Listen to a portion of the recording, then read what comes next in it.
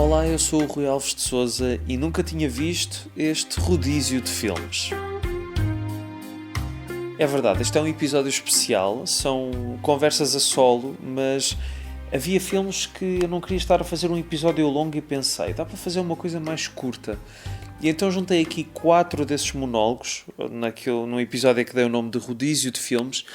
Na verdade, estes 4 monólogos foram gravados no tempo em que eu vi estes filmes, portanto, os 2 primeiros já foram há muito mais tempo em relação aos 2 últimos, mas mesmo assim entre os 2 últimos há uma diferença temporal grande. Mas são pequenas reflexões sobre os filmes.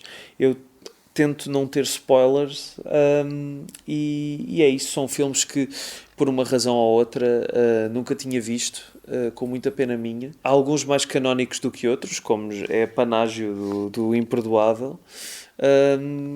E pronto, apesar de hoje me arrepender um pouco de ter criado este podcast por estar a expor-me, a dar o corpo às balas, neste sentido de explorar as minhas falhas, no sentido também de crescer e da minha curiosidade também estar sempre em movimento. Há pessoas que eu sinto que se calhar veem muito menos filmes do que eu e que se consideram especialistas de coisa nenhuma. Mas enfim, este episódio também é um pouco sobre isso e parece que há determinados filmes que é melhor dizer-se que se viu do que, enfim, explorar-se outras coisas. E sem mais demoras, vamos então a este rodízio de filmes. I got to wondering just how long you were going on like this. I mean, doing the work you're doing at the Warrens. You wanted to be a nurse or a teacher. You mean you're going to give up that without making an effort to get your voice back again? A Escada de Caracol, The Spiral Staircase, de Robert Siodmak, lançado em 1946. É um filme que eu há muitos anos queria ver, mas mesmo muitos anos. Provavelmente desde que me comecei a interessar mais por filme noir e comecei a ver mais coisas, provavelmente ainda no secundário. Portanto, estamos a falar para aí há 13, 14 anos. Que eu ouço falar do Spiral Staircase e que é um filme que eu desejo muito ver. Estive quase para o fazer várias vezes, mas por alguma razão não aconteceu. O que até é estranho, porque é um filme curtinho e até acabei por ver outros filmes do Robert Siodmak ao longo dos anos, como o Cry of the City, que é também extraordinário, o Criss Cross, que na altura eu achei uma obra-prima, também o The Killers, fantástico, e o Phantom Lady. Esses são todos muito bons, estes filmes. E porquê é que eu me lembrei do Spiral Staircase? Porque há uns dias vi outro filme dele menos conhecido, que é o The Suspect, com o Charles Laughton a fazer um papelaço, que eu gostei, não adorei, acho que há coisas que funcionam, outras que não, e pensei, porra, está na altura de ver o Spiral Staircase. E é um filme que se encontra facilmente no YouTube, portanto aconselho-vos a ver. Está em várias versões, em alta definição e ótima imagem e com legendas em inglês em vários casos. E é uma peça-chave do filme noir e do cinema de suspense e um clássico que deixou marca, e dá para perceber porquê. O Robert Siodmak era um realizador com uma visão muito peculiar das coisas, muito atento aos pormenores, à psicologia das personagens, à construção da tensão, e os vários filmes que eu vi dele, que são muito diferentes, demonstram isso.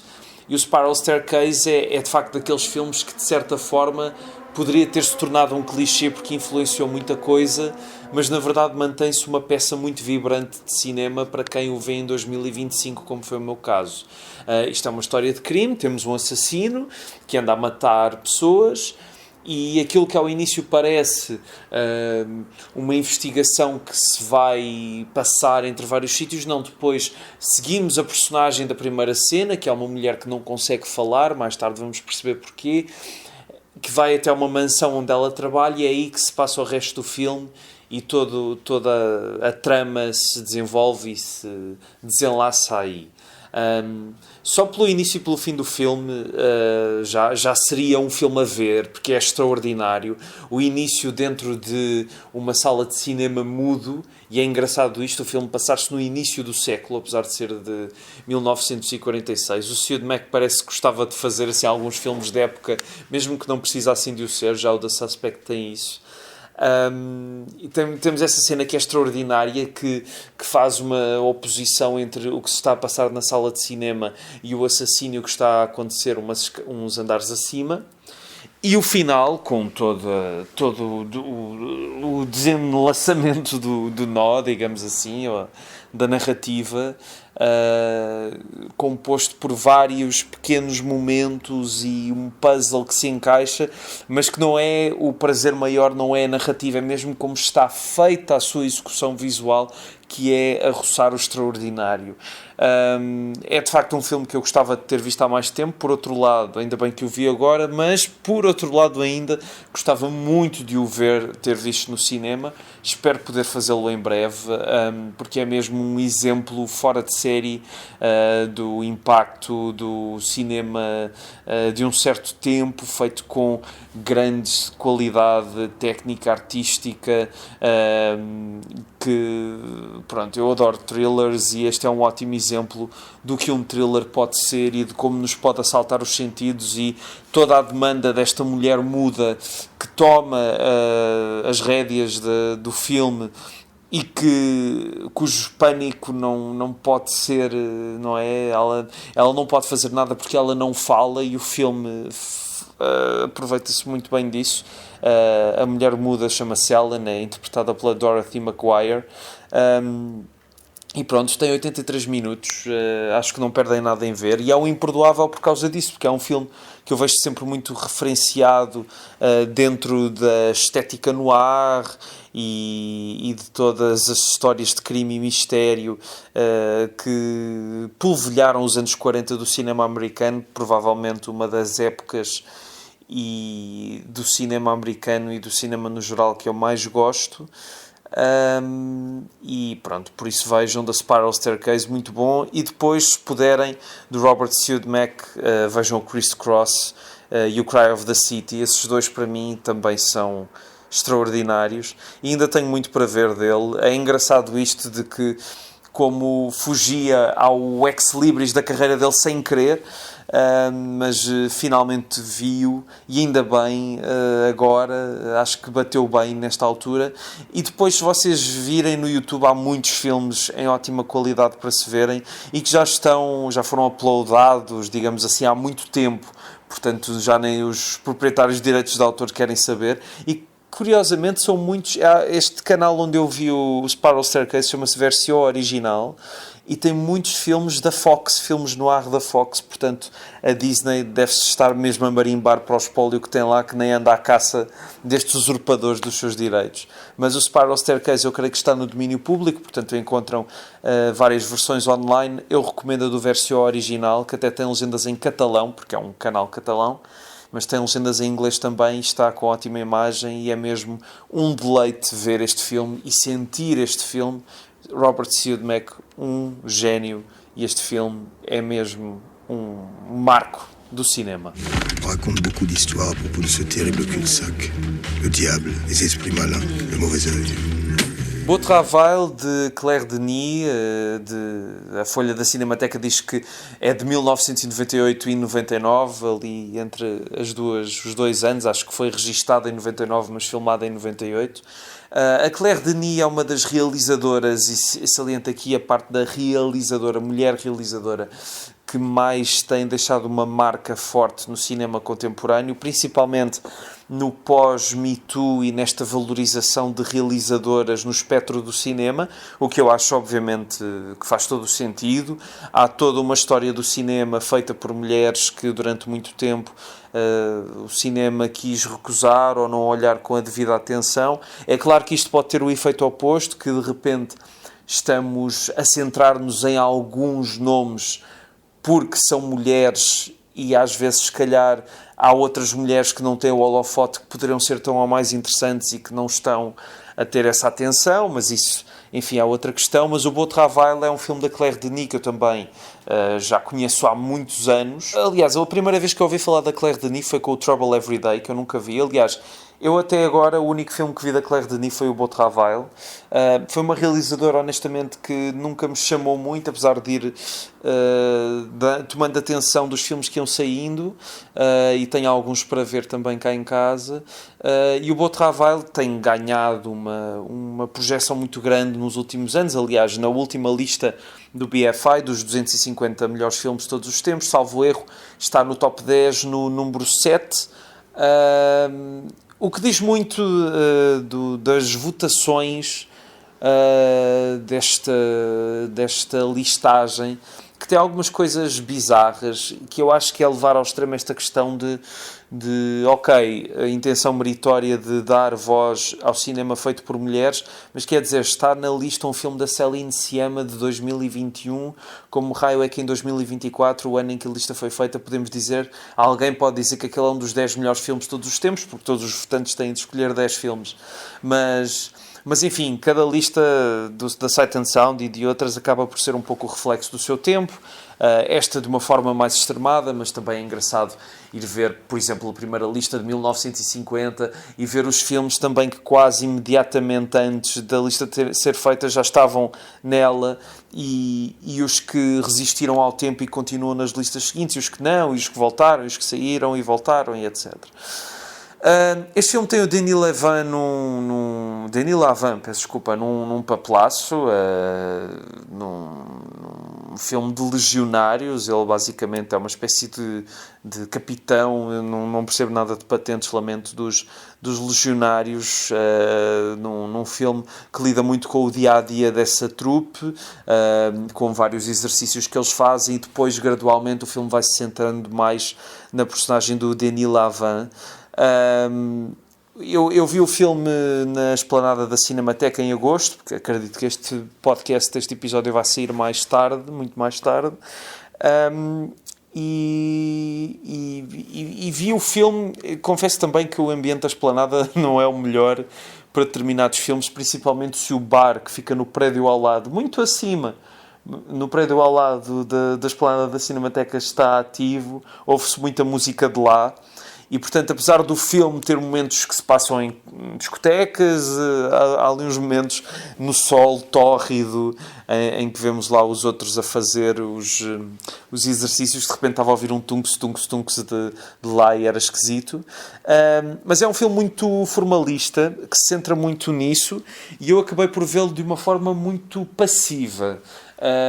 Tanto que depois até nem consegui dar-lhe uma nota no Letterboxd, porque há coisas que eu gosto e há outras que eu só vi de uma forma passiva, no sentido em que eu admiro, está extremamente bem executado, mas não me diz nada, como todas as sequências coreográficas dos treinos dos soldados e a montagem que ela faz disso é fantástica, de facto. Mas para mim o filme só me começou a chamar mais quando se centra na personagem do Lavant, porque eu sinto que há ali muitas personagens que não têm nada, e talvez seja propositado, mas sinto que é uma pecha do filme.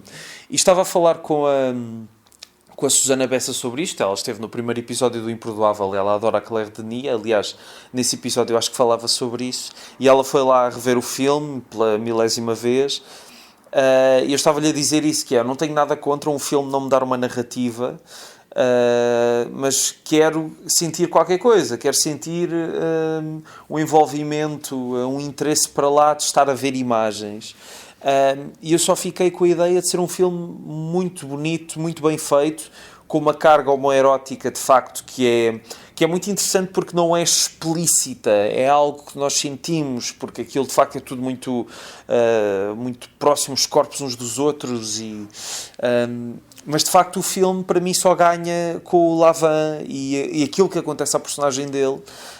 Mas é sem dúvida um filme ao qual eu vou voltar, e é um filme que vai crescer em mim. Aliás, eu estou a gravar isto um dia depois de ter visto o filme, e há coisas que eu me lembro cada vez mais, e há coisas que me faz pensar. Portanto, acho que o formalismo, talvez um pouco excessivo, da Claire Denis não vai ser um problema para mim no futuro, ou pelo menos conseguirei apreciar mais o filme, além do final, que é de facto espantoso. Agora, amigos e amigas, em 7º lugar na lista de melhores filmes de todos os tempos, por favor. Mas pronto, enfim, é o problema das listas, mas faz-me lembrar aqueles coleguinhas na faculdade que eu vi o Citizen Kane e não é o melhor filme de todos os tempos, porque era isso que interessava, não é? Era confirmar essa ideia. E, entretanto, o que é uma lista como a da Sight and Sound faz é apagar cada vez mais o passado do espólio do cinema e centrar cada vez mais na atualidade e enfim, de repente, a nossa noção do que é um grande filme acaba por ser um bocadinho, enfim, posta em causa, de uma fragilizada, digamos assim. Eu não tenho nada contra um filme de 1999 estar numa lista destas, muito pelo contrário, tenho sim problema com o filme de 2021, mas quer dizer, há tanta coisa, e é isso, é como é que tu numa lista de 10 filmes, melhores filmes de todos os tempos, pões aquele. De facto é porque, pronto, quero acreditar que se tanta gente votou foi por qualquer coisa para lá de uma questão política ou ideológica. Mas parece-me que há certas realizadoras e certos filmes que as pessoas falam porque parece bem falar. E mesmo no Letterboxd eu vejo pessoas a falarem de uma forma muito aguerrida, mas parece que é porque já estavam à espera de dizer bem do filme, que é uma coisa que é um bocado absurda. Mas acontece. Mas enfim, o filme não tem culpa disso. Não tem. E de facto tem qualidades. E espero um dia rever, e agora irei ver outros filmes da Claire Denis. Mas esta cinefilia contemporânea centrada em algumas realizadoras ou realizadores em que parece que esses é que são importantes e tudo o resto não é, enfim, deixa-me um bocadinho de pé atrás. Há pessoas que se calhar não viram filmes do Hitchcock ou do Chaplin ou do Buster Keaton e viram a filmografia toda da Claire Denis, da Chantal Akerman. Eu prefiro ter visto os primeiros e estar agora a descobrir os segundos, porque a Chantal Akerman, já agora, que também é outra realizadora muito falada, aliás, o filme dela, da Jeanne Dielman, ficou em primeiro lugar nessa lista. Acho que prefiro estar a descobri-los agora. A Jeanne Dielman também é um filme que eu irei pôr no Imperdoável mais tarde ou mais cedo, porque ainda não o vi, mas eu sei de muitos cinéfilos muito mais velhos do que eu, com muito mais experiência e conhecimento do que eu, que também não viram o filme. E não há pressa, e aliás, se há alguém que está a ouvir isto acha que há pressa em ver determinados filmes, então é porque não percebeu claramente a ideia deste podcast. Mas é isso, acho que é um filme que vale a pena. Talvez fosse interessante falar com outra pessoa sobre este filme, mas também a ideia de fazer estes pequenos nuggets, os nuggets já são pequenos, mas pronto, estes nuggets de monólogos foi porque também vi os filmes e apeteceu-me falar sobre eles, e até combinar, fazer alguma coisa para falar sobre eles, se calhar ia perder as primeiras impressões que tinha, e por isso decidi gravar assim. Isso é engraçado também, já agora, dizer só uma coisa. Outro dia estava a falar com uma amiga sobre isso, que eu no Letterboxd eu ponho a nota daquilo que acho que o filme deve ter naquele momento, ou seja, a mesma nota da impressão que tive na altura. Não é uma coisa para pensar. O pensar vem depois e muitas vezes nós mudamos a opinião sobre os filmes e etc. Mas é giro deixar aquela impressão. Nem que seja para 10 anos depois olharmos para aquilo e revermos o filme e gostarmos muito mais ou gostarmos muito menos. E isso é giro, deixar a impressão do tempo, voltando àquela ideia das listas, como as listas também são a impressão do seu tempo. Bom, Beau Travail de Claire Denis, mais um filmezinho. Gentlemen, do you realize what we've found? A being from another world, as different from us as one pole from the other. The Thing from Another World. O filme de 1951, produzido por Howard Hawks e realizado por Christian Nyby, ou Nyby, eu acho que é Nyby porque tem 2 Ys. Há quem diga que o Howard Hawks também realizou algumas cenas deste filme. Em relação ao último segmento que ouviram neste episódio, já se passaram algumas semanas, alguns meses. Portanto, corro o risco de me repetir aqui, mas este filme também se encaixa numa ideia de Imperdoável mais para mim e de uma certa cinefilia mais aguerrida do que propriamente do cidadão comum.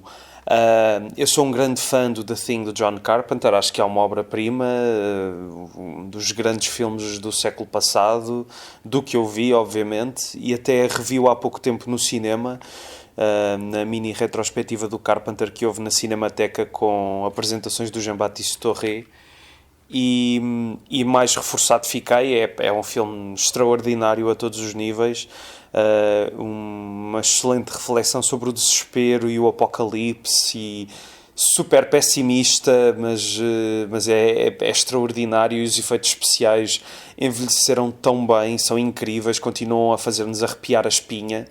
É um filme que tem tudo no sítio, e por alguma razão eu nunca tinha visto. Não é o filme original, porque o filme do Carpenter não é um remake do The Thing from Otherworld, mas uma nova adaptação da história que inspirou os dois filmes.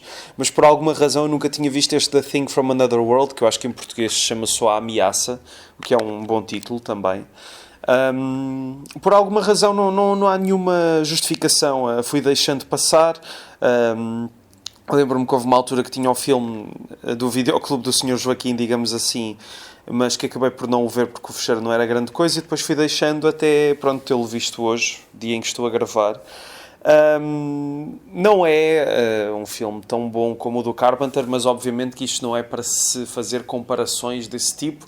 Há uma comparação que eu posso fazer, que fiquei um bocadinho triste de saber que aquela ideia incrível do título do The Thing estar a aparecer daquela forma que se vê no filme do Carpenter, afinal já está neste filme, portanto não foi uma ideia do Carpenter. A única coisa que ele adicionou foi o som, que funciona espetacularmente bem nesse title card, e que aqui não há.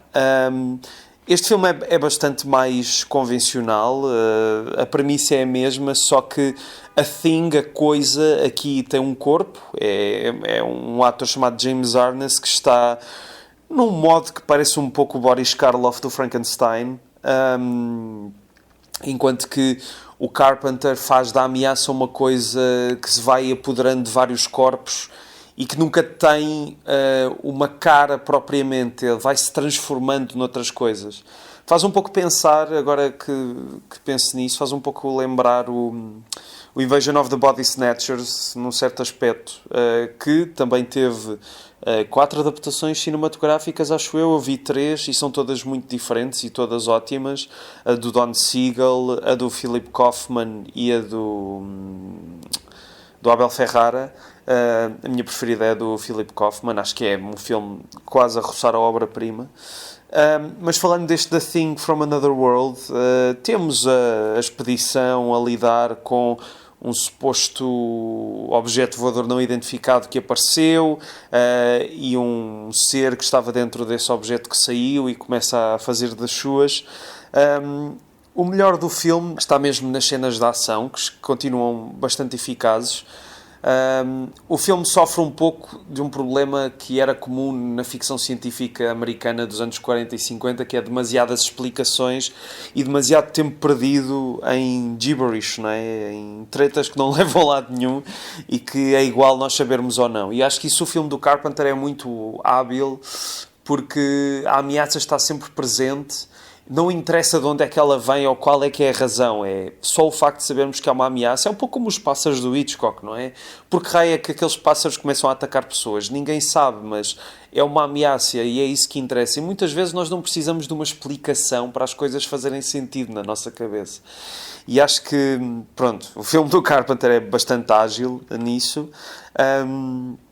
Mas é como disse, o The Thing from Another World tem os seus aspectos bastante positivos, tem uma banda sonora muito boa também, e tem uma atriz, tem uma personagem feminina, que é uma coisa que não existe no filme do Carpenter, e é engraçada essa ideia, porque há aquelas pessoas que gostam de fingir que percebem de cinema, que dizem, antigamente não havia papéis femininos e agora há. E é engraçado que num filme dos anos 80 o Carpenter tenha decidido não ter nenhuma personagem feminina, mas no filme do Howard Hawks há. É claro que é um pouco secundária e serve mais de veículo para o interesse amoroso do protagonista, mas até uma personagem com a sua graça. E são 87 minutos que se veem bastante bem, uma produção da RKO, e é um clássico de facto por seu mérito próprio. O Carpenter, antes de fazer o The Thing, até põe a Jamie Lee Curtis a ver o filme no Halloween. A Jamie Lee Curtis e o rapaz, que ela estava a ser babysitter, agora não me estou a lembrar, já não vejo o Halloween há algum tempo. Mas pronto, acho que se calhar há outros filmes de ficção científica dos anos 50 que tenham envelhecido melhor, mas este, de facto, percebo o legado que deixou. Aliás, odeio essa palavra, não é legado, mas a importância que tem. E ao longo dos anos sempre o ouvi falar como uma grande referência do cinema de ficção científica. Se calhar mais à boleia do filme do Carpenter do que outra coisa, porque eu acho que se não fosse o The Thing do Carpenter, este filme se calhar não seria assim tão conhecido. Apesar de ser bom também. Mas a ficção científica dos anos 50 tem muitas pérolas. E outros filmes que são só curiosidades. Mas este é bom, é bem feito. Gosto também, apesar do The Thing ter de ser esta figura, acho piada à caracterização do ator, do James Arness. E pronto, é um filme em que tudo acaba bem. Spoiler, no Carpenter não. E é engraçado porque um filme não come o outro, ou seja, são experiências diferentes. É claro que ficamos a gostar mais de um do que do outro, mas são dois filmes muito diferentes, com sensibilidades diferentes e que têm coisas muito interessantes. Aqui também os outros atores, há o ator que faz de repórter, que também é muito engraçado, de jornalista que não consegue fazer o seu trabalho. E pronto, é isso, vejam, é uma curiosidade engraçada.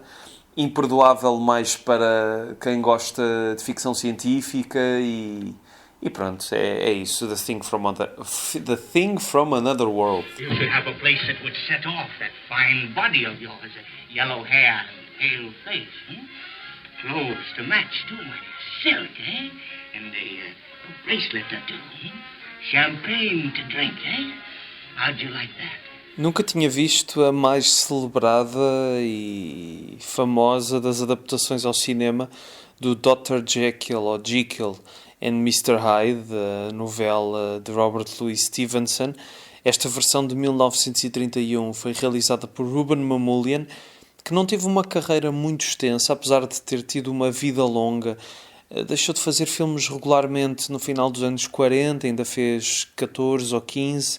Depois teve uma vida conturbada com alguns projetos cancelados, como por exemplo Cleópatra. Era para ter sido o primeiro realizador do Cleópatra, que depois veio a ser do Joseph Mankiewicz, aquela célebre versão da Cleópatra com Elizabeth Taylor e Richard Burton. Mas Ruben Mamoulian, nos anos 30 e 40, destacou-se como um realizador bastante peculiar, no melhor sentido do termo. Aliás, a abrir a biografia dele no Letterboxd, diz que ele se caracterizava como alguém que preferia um olhar poético ao realismo mais social. E antes deste filme eu só tinha visto outros dois dele. Vi aquele que deve ser o meu filme de aventuras preferido, The Mark of Zorro, com o Tyrone Power. É um filme extremamente cativante, muito bem ritmado, em que tudo acontece. É um filme extraordinário. E também vi outro que é o City Streets, com o Gary Cooper e a Sylvia Sidney, que também é um filme muito interessante no ritmo, mais compacto, mas também muito bom. E esta versão é célebre muito por culpa dos efeitos especiais, com o Frederick March a ser o Dr. Jekyll e o Mr. Hyde. E provavelmente até devem reconhecer o look dele enquanto Mr. Hyde, porque foi já muitas vezes replicado ao longo da história da cultura popular. Eu ando a ver muitos filmes com o Frederick March nos últimos tempos. Ele é o protagonista do primeiro A Star is Born, mas obviamente que tem muitos filmes no cardápio. O primeiro dele que eu vi há muitos anos foi o Inherit the Wind, contracenar com Spencer Tracy, e agora é engraçado pensar nisto, porque este Dr. Jekyll e Mr. Hyde de 1931 deu origem a um remake 10 anos depois, que seria com o Spencer Tracy. Mas já lá vou, porque há umas coisas interessantes para dizer sobre isso. Eu li o livro do Robert Louis Stevenson há muito tempo, portanto não tenho assim uma memória muito presente da história, mas pareceu-me que este filme era bastante diferente, o que não tem nada de mal, não é? O que interessa é ver o que é que o realizador, os argumentistas, os atores fazem com esta premissa. E estava a dizer que tinha visto vários filmes com o Friedrich March, esqueci-me de dizer alguns, por exemplo, Honor Among Lovers, da Dorothy Asner, que é um filme muito interessante, e neste ciclo do William Wellman, que está a passar na Cinemateca, vi pela primeira vez o Nothing Sacred, o Wellman, que também fez esse tal A Star Is Born com o March, e esta versão de 1931 eu já estava há muito tempo para ver, porque é muito célebre, não é?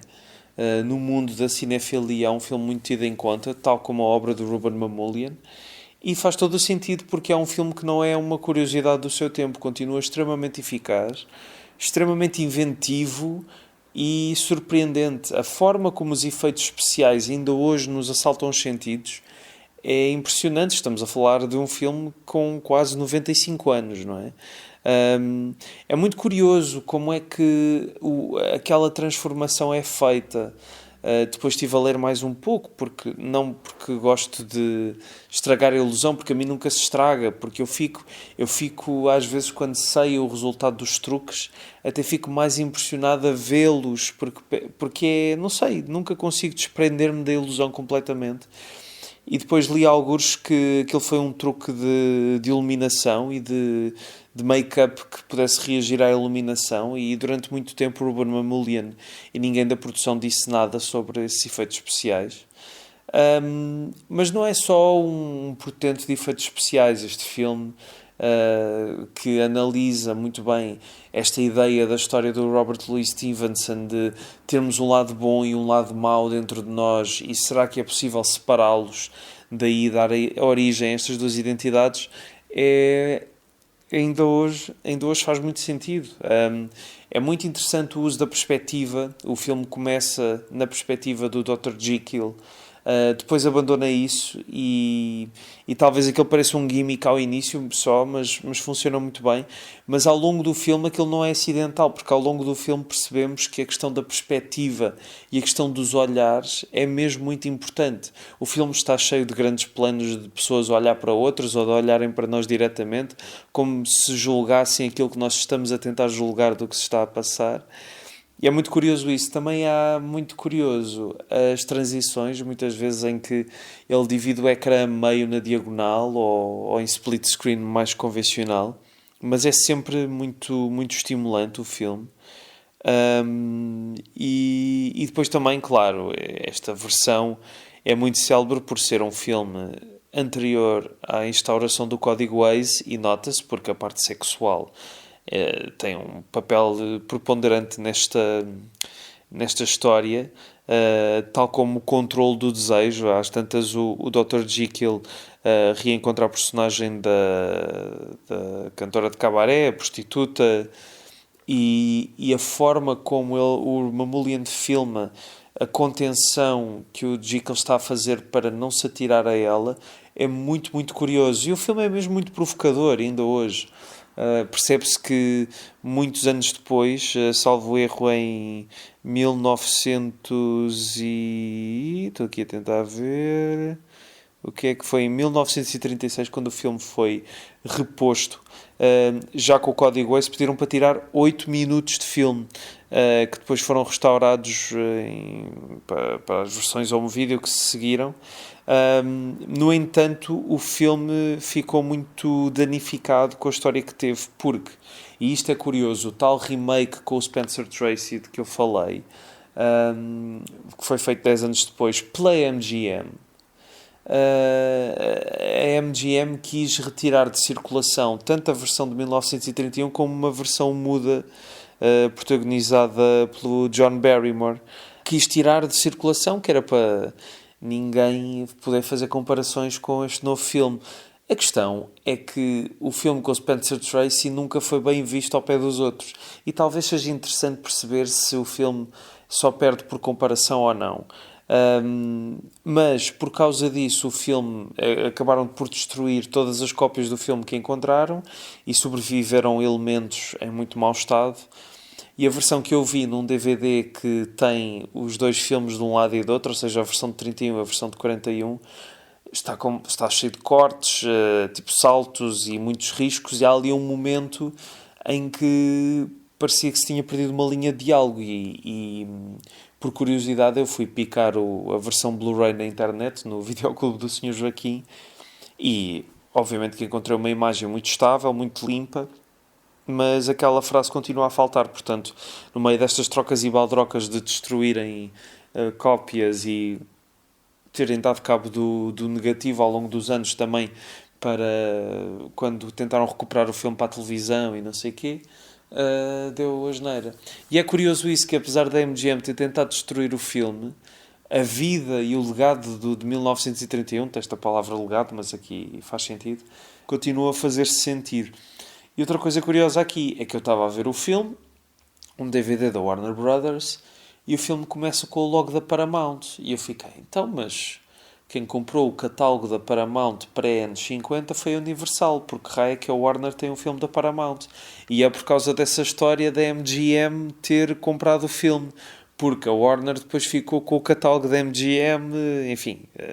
Toda a história destas trocas e baldrocas de estúdios é muito interessante. É claro que agora, neste dia que eu estou a gravar, 7 de dezembro, já é meia-noite, 1 da manhã de 7 de dezembro, tenho estado na berra as notícias da Netflix ter comprado a Warner. E o que é que isso poderá significar para o futuro do cinema, claro. Mas estas trocas e baldrocas de estúdios de facto fizeram correr muitos rios de tinta. E pronto, mas felizmente hoje conseguimos ver o filme. Dizer só que eu não sou daquelas pessoas que os DVDs são uma merda e... Não, pelo contrário, os DVDs da Warner até costumam ser muito bons vistos num ecrã Full HD, porque foram bem restaurados. Neste caso a imagem tem definição, mas a cópia em si é que estava muito estragada. No entanto, eu, como cada vez mais até aprecio isso, não sei, dá uma certa vida àquilo que estamos a ver, e também quando é tudo perfeitinho, acho que também perdemos um pouco não sei, enfim. Eu, quando tenho visto filmes antigos na Cinemateca, gosto muito quando as sessões são em 35mm por causa disso. Não que as cópias sejam más, mas porque estamos a lidar com o imprevisto e é aquilo que está a acontecer em direto ali à nossa frente. Não é uma experiência irrepetível, porque a cópia nunca vai voltar a estar naquele estado e etc. Mas sim, as sequências da transformação deste filme são espetaculares.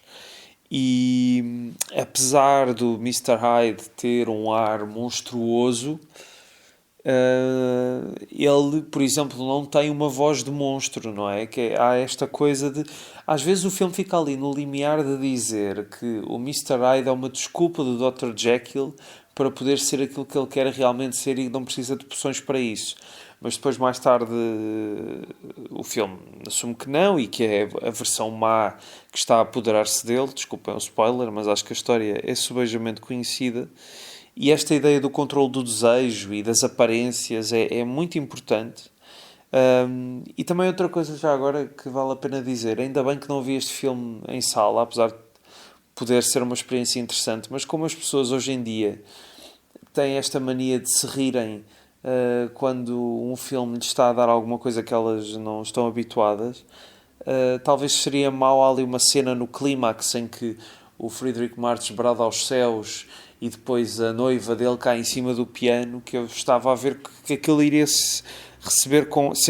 iria ser recebido com gargalhadas da parte das pessoas. Portanto, por um lado, ainda bem que vi em casa, mas deve ser muito interessante ver este filme no cinema, porque essas sequências das transformações e da dualidade continuam a fazer muito sentido, e o final é espantoso do filme. E falei do Frederick March, mas também tenho de falar da Miriam Hopkins, que faz o papel da prostituta. Ela é uma ótima atriz. E o Frederick March ganhou o Oscar a meias com o Wallace Beery neste ano, o Wallace Beery com o The Champ. De facto é engraçado que o Wallace Beery foi uma figura muito popular daquele tempo e que não passou para o nosso, não é? Isso é curioso. E pronto, é um belo filme. Espero que a Netflix não dê cabo da Warner, ou pelo menos que nos permita continuar a explorar o espólio de origem deles ou comprado por eles que está no seu catálogo. E é isso, vejam o filme, que vale mesmo a pena.